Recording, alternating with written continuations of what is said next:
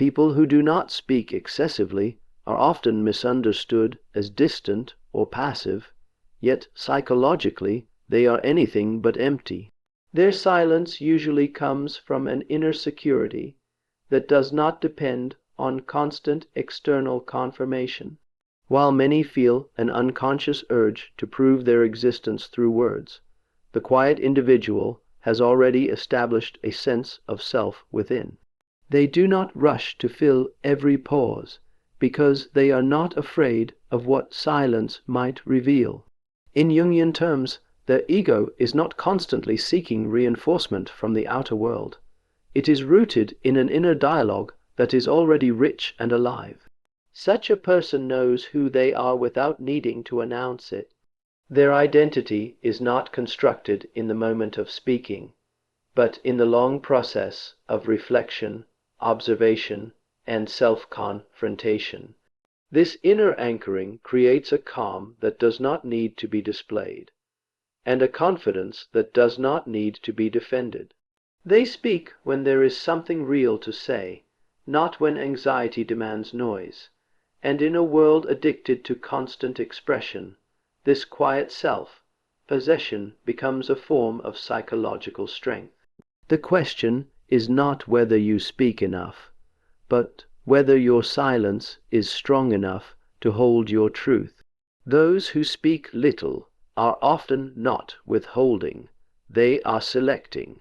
Their minds are oriented toward depth rather than display, meaning rather than performance.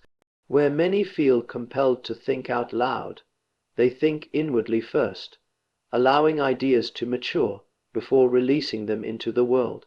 This is not shyness, but a form of psychological discipline. In Jungian language, the psyche of such a person is not scattered across constant expression. It is gathered, concentrated, and therefore capable of insight. They understand, often unconsciously, that words lose power when they are spent carelessly. So they wait until an inner alignment occurs, until thought, feeling, and intention come into coherence. Only then does speech emerge. This makes their communication feel weighted, as if each sentence carries the gravity of reflection behind it. They are not interested in occupying space. They are interested in revealing truth, and truth, by its nature, is rarely loud. In a culture that rewards visibility over substance, the quiet mind becomes an act of resistance. It refuses to turn thought into spectacle, and instead turns it into understanding. Learn to value what matures in silence, because what is born from depth does not fade with noise.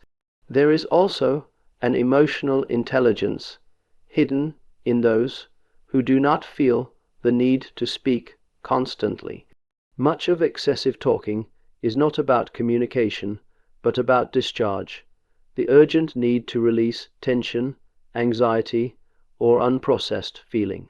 The quieter individual, by contrast, has learned the art of containment. This does not mean suppression, but integration. They can hold an emotion long enough to understand it, rather than immediately turning it into reaction. In Jungian terms, they have a stronger relationship with their inner life, allowing affect to be symbolized and reflected upon instead of impulsively acted out. Silence becomes a psychological vessel, a space in which feeling can be digested rather than expelled. This capacity is a sign of maturity, because it shows the ego is not ruled by every passing mood. It can observe, regulate, and choose. Such a person does not need to narrate every inner movement to prove it exists. They trust the process of inner transformation, knowing that what is truly understood does not demand immediate expression. In a world where emotional overflow is often mistaken for authenticity, their restraint appears unusual, even cold. Yet it is precisely this inner composure that allows for genuine depth. Master your inner weather before you announce the storm. When a person speaks less, something else grows stronger, their capacity to perceive.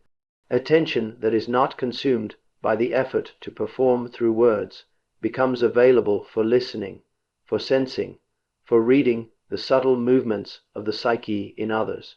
They begin to notice tone, hesitation, contradiction, the quiet emotional currents beneath what is being said.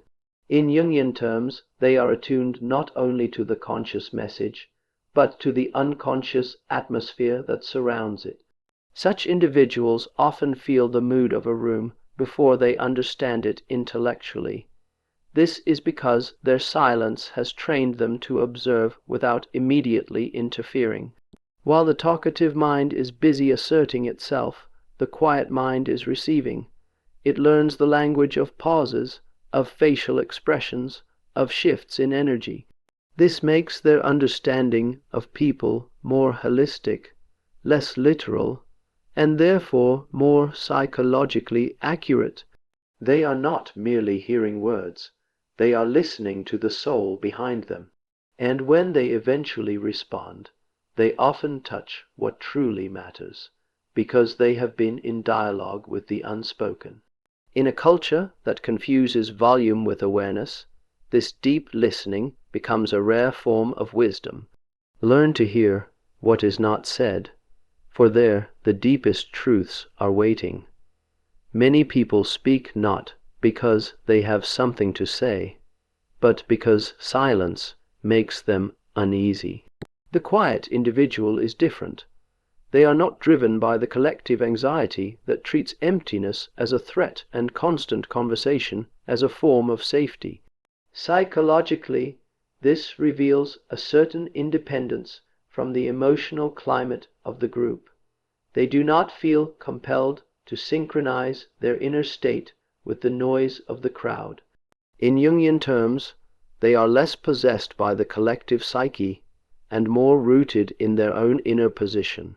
They can remain themselves even when the environment demands performance, reaction, or constant participation. This freedom from social noise allows them to stand slightly apart, to observe rather than merge, to think rather than simply echo. They are comfortable not being immediately understood, not being instantly included, not being continuously visible. Their silence is not withdrawal, but sovereignty. It says, I do not need to dissolve into the group to exist. In a world where identity is often constructed through constant social signaling, this quiet autonomy becomes a sign of inner strength. They choose presence over popularity, depth over display, truth over approval.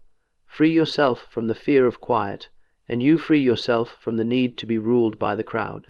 For the person who does not speak excessively, language becomes an instrument rather than an impulse. Words are not used to fill space, but to shape meaning. Silence functions as a kind of inner forge, where thought is refined before it is released. In Jungian terms, this suggests that the psyche has learned to delay expression until unconscious material has been brought into conscious form. What finally emerges in speech is therefore not raw reaction, but distilled insight. Such individuals often say little, yet what they say lingers, because it carries the weight of consideration. Their communication is precise, not decorative, intentional, not compulsive. They understand that speech has creative power, that to name something is to give it form in the world. Therefore they choose their words as one would choose tools, aware that careless use dulls their edge. In a culture of constant commentary, their restraint restores gravity to language. Each sentence becomes an act, not a reflex. And when they finally speak, it is as if silence itself has authorized the moment.